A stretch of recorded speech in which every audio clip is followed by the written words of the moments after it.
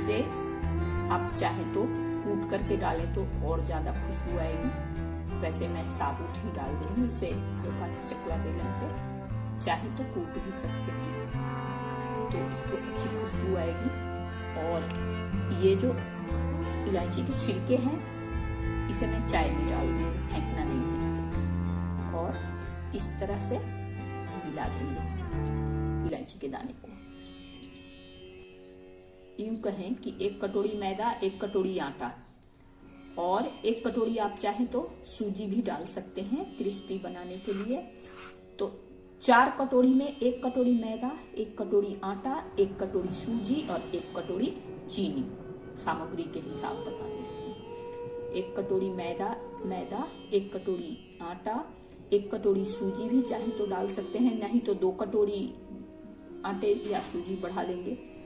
सिर्फ मैदे का भी बनता है तो, और उसके में 1 कटोरी जितना भर के वो डाले हैं आटा, उसी हिसाब से हम इसमें चीनी ऐड करेंगे। तो चीनी सीधा ऐड नहीं करेंगे, इसको पहले हम घोल तैयार करेंगे। घोल मतलब पानी में, ठंडा पानी में या दूध में इसे घुला लेंगे। किलो अगर मैदा, सूजी, आटा है तो कम से कम 100 ग्राम देसी घी।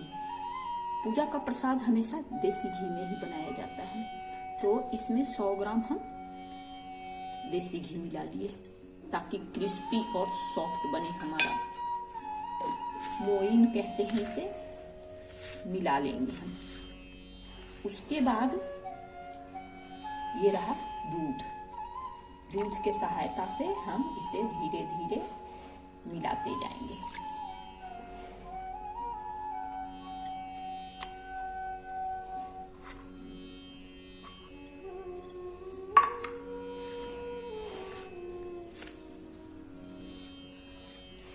इसका ध्यान रखना है कि गीला ना हो पाए। धीरे धीरे, हम तो एक बार डाल लिए हैं, लेकिन इसको छींटे मार मार करके डाला जाता है जिससे कि गीला ना हो।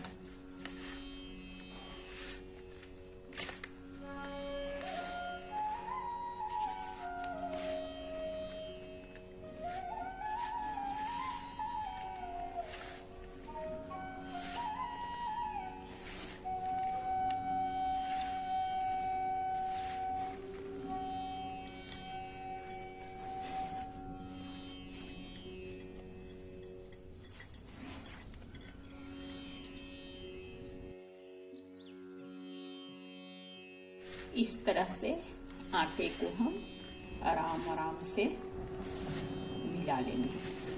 और ये देखना है कि आटा जैसे हम रोटी की तरह बनाते हैं वैसा सूजी, मैदा जो भी हम डाले हैं वो उस तरह से नहीं बनाना है, ऐसा भरभरा सा होना चाहिए जिससे कि क्रिस्पी बने हमारा ठेकुआ, खजूर। इसे खजूर भी कहते हैं और गांव के भाषा में ठेकुआ बोलते हैं। तो वो हमारा एकदम क्रिस्पी और ऐसा बने जो दांतों से लड़ाई ना करना पड़े, कहने का मतलब, और एकदम खड़ा लिप भी ना हो, रोटी की तरह नरम नहीं होना चाहिए और नरम भी होना चाहिए ताकि आराम से कोई भी इसे मसल करके इस तरह से, एक तरह से ये मिठाई ही है, देसी मिठाई कहेंगे इसको।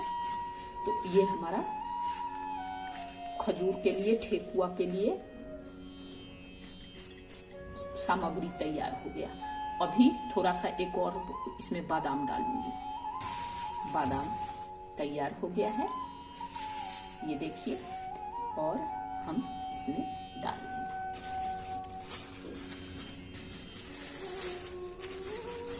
ऐसे करके डाल देंगे और फिर मिक्स कर देंगे इसको। और उसके बाद इसमें काजू, इस तरह से अगर सांचा नहीं है इस तरह से ऐसे दबा देंगे, जिस साइज के आप बनाना चाहें। थोड़ा बड़ा बड़ा भी इससे बन सकता है, इतना छोटा भी बन सकता है। सबको इसी तरह से तैयार कर लेंगे। ये हो गया हमारा, ये रख दिए मैंने कढ़ाई।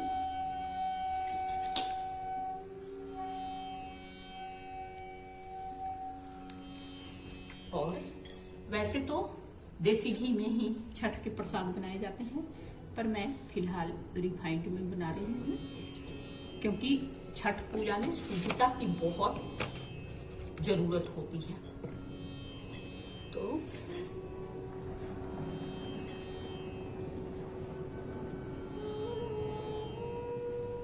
ये हमारा ऑयल गरम हो गया है। अब आराम आराम से इसको धीमी आंच पे रखेंगे इस तरह से।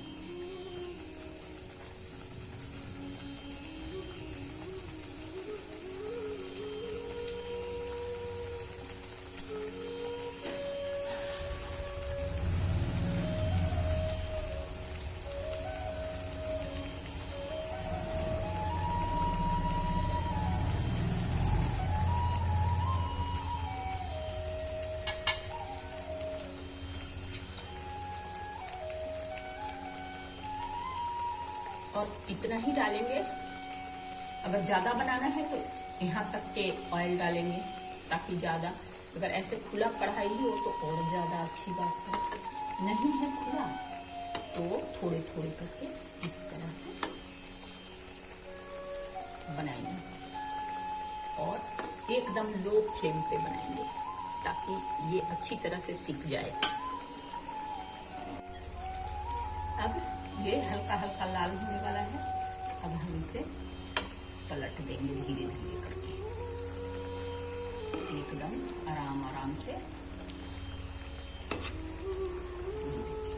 इस तरह से जो पूरी तरह से डूबा होता है वो बहुत अच्छा बनता है, देखते हैं।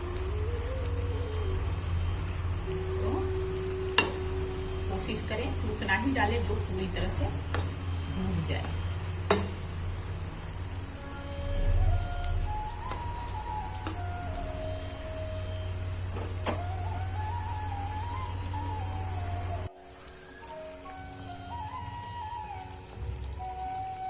ये अच्छी तरह से सिक जाना चाहिए। एक बार फिर से देख लीजिए कि इसका जो मिश्रण है वो कैसा होना चाहिए। इस तरह का होना चाहिए, ताकि एकदम क्रिस्पी बने खजूर। मैं एक बार फिर से दिखा दी। ये तैयार मिश्रण है और ये उसकी कटे हुए लोई है, और सुनहरे गुलाबी होने तक इसे तलना है। ये देखिए, इस तरह के जब गुलाबी गुलाबी दिखने लग जाए तो पलट पलट करके देखते रहना है कि कहीं से ज्यादा और कहीं से कम ना पक पाए। इस तरह से पलट पलट करके अच्छी तरह से सेक लेंगे। फाइनली ये हमारा खजूर अब ठेकुआ तैयार हो गया है। अब इसे हम निकाल लेंगे। इस तरह से मैं सारे को निकाल लूंगी। और ये टूटे हुए भी निकाल लेना है, ताकि काला ना पड़े।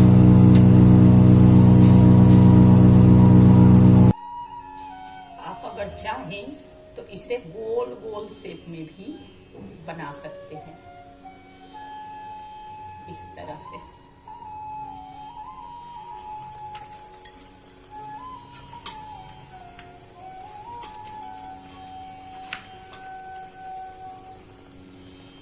इस तरह से गोल गोल डाल सकते हैं, और एकदम आंच धीमी रखना है। आप जैसा चाहें वैसा है। ये दिखाती हूँ मैं। ये देखिए, एकदम मसलने से ये गर्दा उठ जा रहा है। इससे अब आप अंदाजा लगा सकते हैं कि ये कितना क्रिस्पी है।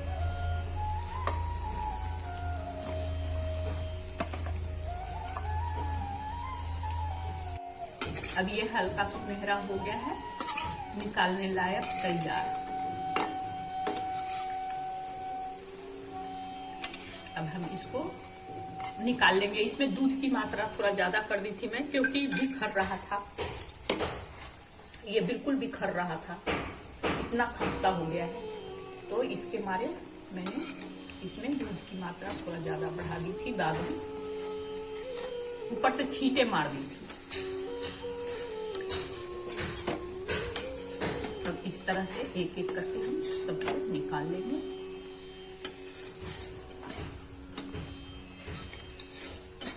देखिए एकदम मजेदार बनकर के तैयार हो गया है।